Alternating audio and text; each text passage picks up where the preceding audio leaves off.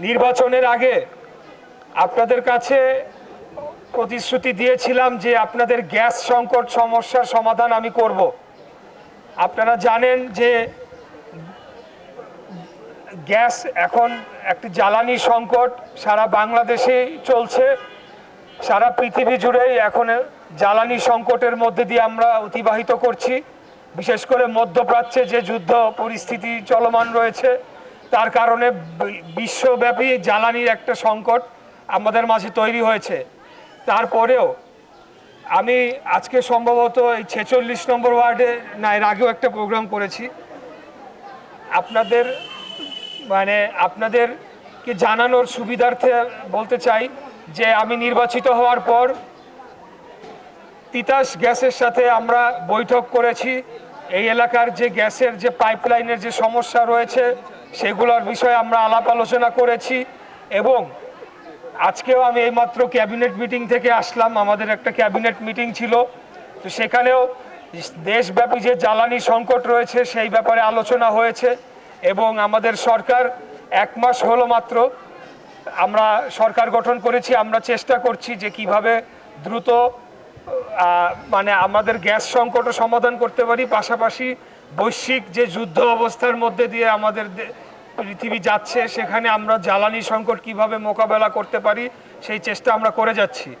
এর পাশাপাশি নির্বাচিত হওয়ার পরপরই, সরকার গঠন করার পরপরই আমরা আইন শৃঙ্খলা পরিস্থিতি উন্নত করার জন্যে এখানকার যে আমাদের এই ঢাকা 6 আসনের যে সংশ্লিষ্ট যে থানাসমূহ রয়েছে এবং ঊর্ধ্বতন পুলিশের যে কর্মকর্তা তাদেরকে নিয়ে আমি মন্ত্রণালয়ে একাধিক মিটিং করেছি এবং আমাদের পক্ষ থেকে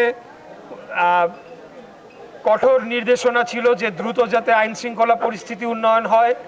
আমাদের এই অঞ্চলে নারী পুরুষ নির্বিশেষে সকল শ্রেণী পেশার মানুষ, সকল ধর্মের মানুষ, সকল বয়সের মানুষ যাতে দিনের যে কোনো সময় রাস্তাঘাটে নির্বিঘ্নে চলাফেরা করতে পারে, কারোর যাতে নিরাপত্তার কোনো বিঘ্ন না ঘটে সেটার জন্য আমরা নির্দেশনা দিয়েছি।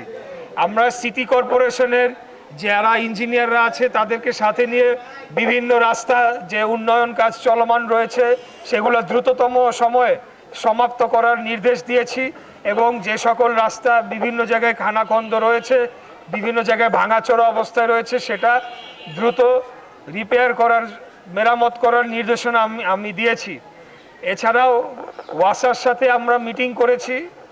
এই সামনে বর্ষার মৌসুম আসছে, তখন যাতে আমাদের বৃষ্টির মৌসুমে যাতে জলাবদ্ধতা পরিস্থিতি নিয়ন্ত্রণে রাখা যায় সেটার জন্য আমরা মিটিং করেছি।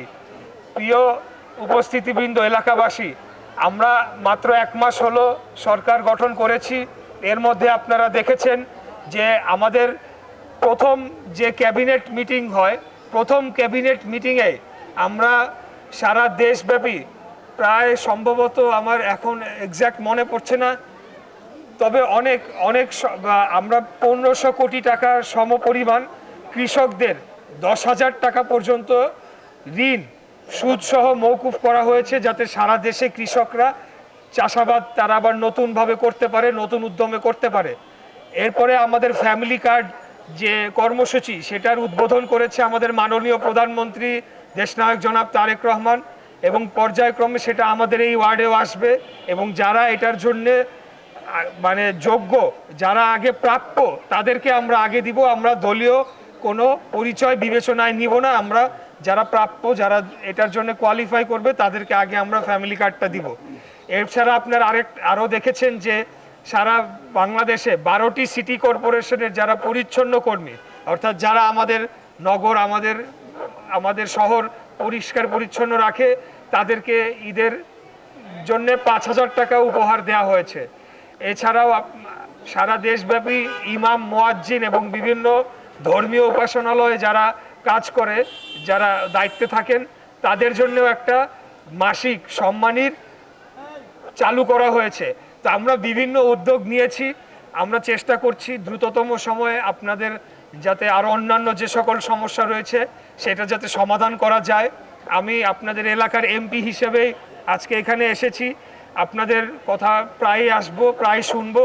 আমিও এসে বলে যাব আপনাদেরকে আমি কি কাজ করলাম এবং আপনাদের থেকেও শুনে যাব যে আরও কি কি কাজ করা প্রয়োজন, আপনাদের আরও কি কি সমস্যা রয়েছে। তা আপনারা আমাদের জন্য দোয়া করবেন। আজকে আমি বিশেষভাবে ধন্যবাদ জানাতে চাই অপু ঢালি, আপনাদের মধ্যে এই ঈদ উপহার সামগ্রীর আয়োজন করেছেন, ওনার উদারতা উনি দেখিয়েছেন, সেটার জন্য ওনাকে বিশেষভাবে ধন্যবাদ জানাচ্ছি। এবং আমাদের আজকের এই এলাকার মুরব্বী হাসানুদ্দিন মোল্লা সাহেবকেও বিশেষভাবে ধন্যবাদ জানাচ্ছি, উনি উপস্থিত হয়েছেন। এছাড়াও জাপান বিএনপি সহ আরও বিএনপি এবং সকল অঙ্গ সহযোগী সংগঠনের নেতৃবৃন্দ উপস্থিত রয়েছেন। আমি সবার উদ্দেশ্যে বলবো, বিশেষ করে যারা এলাকার রাজনীতি করেন, আমরা রাজনীতি করেছি, আন্দোলন সংগ্রাম করেছি বাংলাদেশের মানুষের দুঃখ দুর্দশা, মানুষের সমস্যা নিরসনের জন্য, এবং আমাদের দলের ভাবমূর্তি রক্ষা করার দায়িত্ব এখন আপনাদের প্রতি রয়েছে। আপনারা দলের ভাবমূর্তি রক্ষা করবেন এবং দলের নাম ব্যবহার করে কেউ যদি সন্ত্রাস, মাদক, চাঁদাবাজি অথবা অন্য যে কোনো অপরাধমূলক কার্যক্রমের সাথে যারাই জড়িত হবে, যারাই সাধারণ মানুষকে ত্যক্ত বিরক্ত বা উত্ত্যক্ত করার চেষ্টা করবে, তারা যদি যে কোনো দলের পরিচয় বহন করুক না কেন, তাদের প্রতি কঠোর আইনি পদক্ষেপ নেওয়া হবে, এই বার্তা আমি দিতে চাই। এবং সেটা আমরা বিশেষ করে ঈদের পরে আমরা বিভিন্ন জায়গায় যে বিশৃঙ্খলা রয়েছে, বিভিন্ন জায়গায় রাস্তাঘাট দখল করে বিভিন্ন স্থাপনা নির্মাণ করা হয়েছে, সেই ব্যাপারে আমরা পদক্ষেপ নিব, আমরা উদ্যোগ নিব। রাস্তাঘাট, ফুটপাত সেটা মানুষের এবং যানবাহন চলাচলের জন্য উপযোগী করে দেওয়া হবে, উন্মুক্ত করে দেওয়া হবে, সেটা আমরা আপনাদেরকে কথা দিয়ে গেলাম। আর বক্তব্য দীর্ঘায়িত করব না, আপনারা দীর্ঘক্ষণ অপেক্ষা করেছেন, সেটার জন্য আবারও আপনাদেরকে ধন্যবাদ জানিয়ে আমার বক্তব্য এখানেই শেষ করছি। খোদাহাফেজ। বাংলাদেশ জিন্দাবাদ, বাংলাদেশ জাতীয়তাবাদী দল জিন্দাবাদ। ধন্যবাদ।